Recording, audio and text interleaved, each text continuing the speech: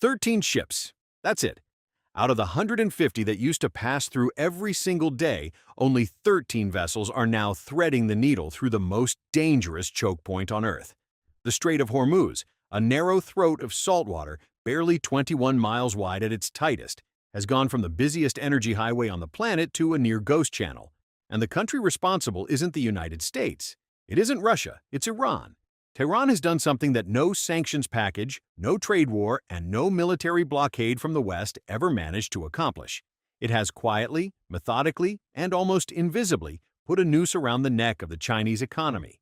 Not by attacking Beijing directly, not through diplomacy, but by strangling the one waterway that China cannot live without. And here's the part that should genuinely terrify every strategist in the Pentagon and every analyst on Wall Street. Beijing didn't see it coming. The ships aren't moving, the oil isn't flowing, and Xi Jinping's economy, the second largest on the planet, is trapped. This is how it happened. Before we break down exactly how Tehran pulled this off and why China's supposed alliance with Iran didn't protect a single tanker, we have a quick request. You're watching a brand new channel. Our dedicated team is working over 12 hours a day, every single day, without rest, to bring you the highest quality military and geopolitical analysis on YouTube. Our immediate goal is to reach our first 1,000 subscribers so we can monetize this channel and fund this research long-term. If you want to support real tactical breakdowns, the kind that mainstream outlets won't give you, please hit that subscribe button right now. It genuinely means the world to our team. Now, let's get into it. The lifeline Beijing built to understand why this situation is so catastrophic for China, you first need to understand a single, brutal number, 73%. That is the share of China's total crude oil supply that arrives by sea. And the overwhelming majority of that oil, we're talking roughly 40% of all Chinese imports, passes through one geographic feature, the Strait of Hormuz. Picture this. The strait sits between Iran to the north and Oman and the United Arab Emirates to the south. It connects the Persian Gulf, where the world's largest oil producers pump millions of barrels a day, to the Gulf of Oman and the open Arabian Sea beyond. Every single day, under normal conditions, roughly 20 to 21 million barrels of crude oil transit this corridor. That's not a rounding error. That is nearly a quarter of the entire world's daily oil consumption flowing through a gap of water so narrow that shipping lanes are only 2 miles wide in each direction, separated by a 2-mile buffer zone. For China, this isn't just an energy route. It's an economic artery. It's the jugular vein of the world's factory floor. Without oil flowing through Hormuz, Chinese refineries begin to starve within weeks. Manufacturing slows, power grids strain, the cost of every single product, from steel to smartphones, starts climbing in a way that no central bank intervention can stop. And Beijing has known about this vulnerability for decades. Chinese strategists have a name for it, the Malacca dilemma, named after another critical choke point in Southeast Asia.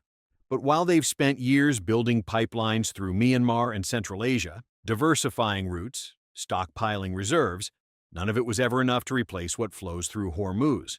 Not even close.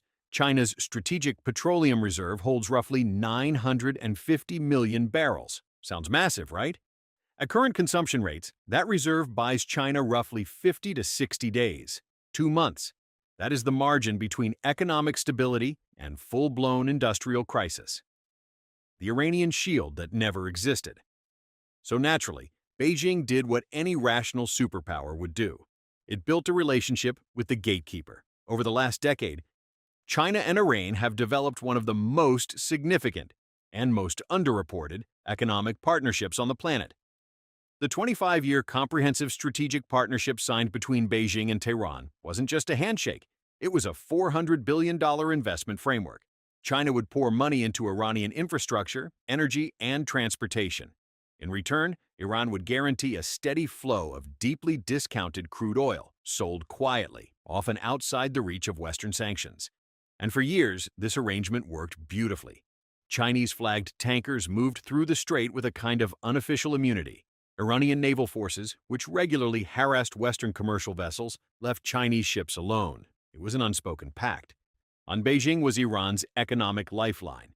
the buyer that kept Tehran's economy from total collapse under sanctions. And in return, Iran kept the oil flowing east. Chinese military planners believed they had neutralized the Hormuz risk. They looked at their maps, saw the partnership with Tehran, saw the pipelines under construction, and concluded that even if the strait became a war zone, Chinese vessels would be protected. It was a reasonable assumption. It was also dead wrong. Iran's own crisis. What Beijing failed to account for was the speed at which Iran's own strategic calculus could shift. By early 2026, Tehran found itself under unprecedented pressure. Escalating tensions across the broader Middle East, a fractured domestic economy despite Chinese investment, and increasing military posturing from regional rivals pushed Iran's Revolutionary Guard Corps to activate a strategy they had spent 40 years perfecting, weaponizing the Strait of Hormuz itself. Iran didn't need to declare war on anyone. It didn't need to fire a missile at a carrier group. All it needed to do was make the strait too dangerous and too unpredictable for commercial shipping to operate. And that's exactly what happened: the invisible blockade. Here's what the mainstream coverage missed entirely. Iran didn't launch a traditional naval blockade. There are no Iranian warships parked across the strait turning vessels away at gunpoint. And what Iran executed was something far more sophisticated and far harder to counter: a layered denial strategy designed to make the risk calculation for any shipping company, regardless of flag, simply unbearable. Let's break down the layers. Layer 1. Mines. Iran possesses one of the largest inventories of naval mines in the world. Estimates range from 2,000 to 5,000 mines of various types: contact mines, influence mines, and modern smart mines that can sit on the seabed and activate based on acoustic or magnetic signatures of passing ships. Over the past several weeks, intelligence reports indicate that IRGC Navy fast boats have been spotted deploying objects in the shipping lanes under cover of darkness. Not in massive numbers, not enough to create a Hollywood-style minefield, just enough to create doubt. That's the key. You don't need to sink a tanker with a mine to shut down a shipping lane. You just need one mine to detonate near one vessel, and every insurance company on the planet recalculates the risk overnight.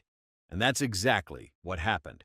After two suspected mine detonations, one damaging a Liberian-flagged bulk carrier, another causing a hull breach on a tanker carrying Kuwaiti crude, Lloyd's of London and the major maritime insurers did what they always do in high-risk zones.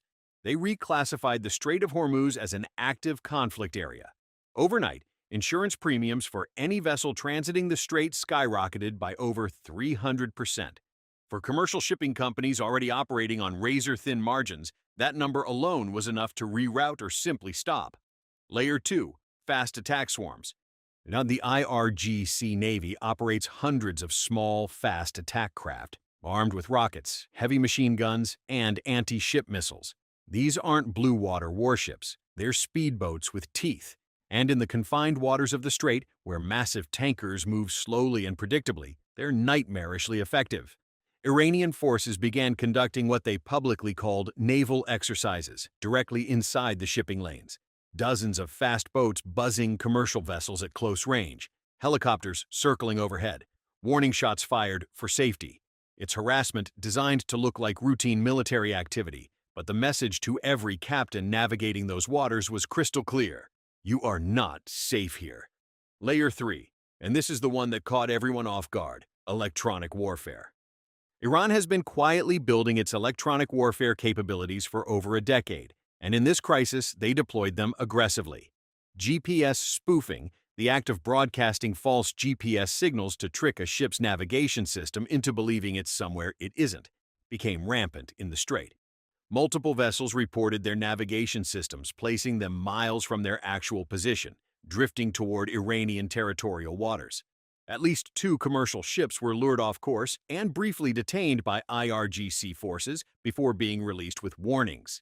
Imagine you're the captain of a 300,000-ton supertanker. You're in a channel barely 2 miles wide. Your GPS is lying to you. There are speedboats circling your hull. Somewhere beneath you, there might be a mine. And your shipping company just got a call from the insurer saying your coverage is void if you proceed. You don't need a missile to stop that ship. The math stops it for you. China's ships are not exempt. This is where the story pivots into something truly unprecedented. Early in the crisis, satellite imagery and open-source ship tracking data seemed to suggest that Chinese-flagged vessels might be receiving preferential treatment, that the old unspoken pact was holding. Several analysts on social media pointed to a handful of Chinese tankers that appeared to transit without incident in the first few days. But the updated data tells a completely different story. Over the past 2 weeks, Chinese-flagged vessel transits through Hormuz have dropped by over 80%. Not 50, not 60, 80. That is not preferential treatment. That is a stranglehold. Why would Iran do this to its most important economic partner?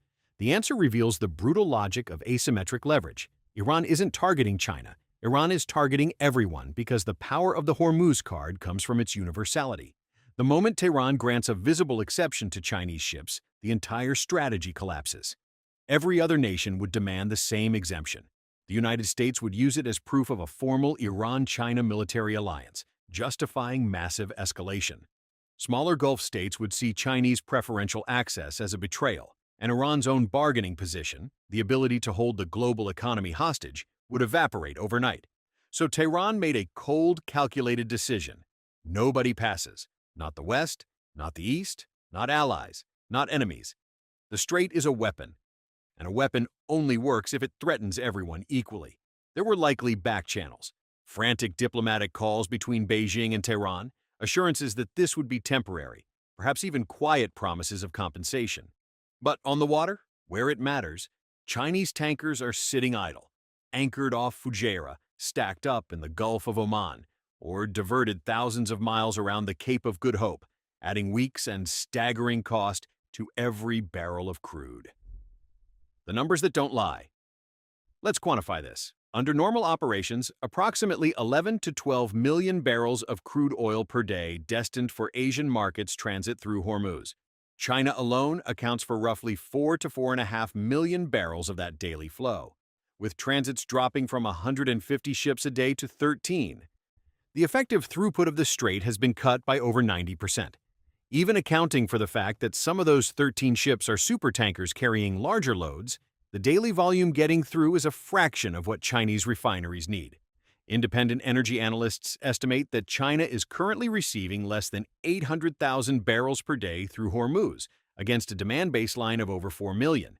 That is a deficit of over 3 million barrels per day, every single day.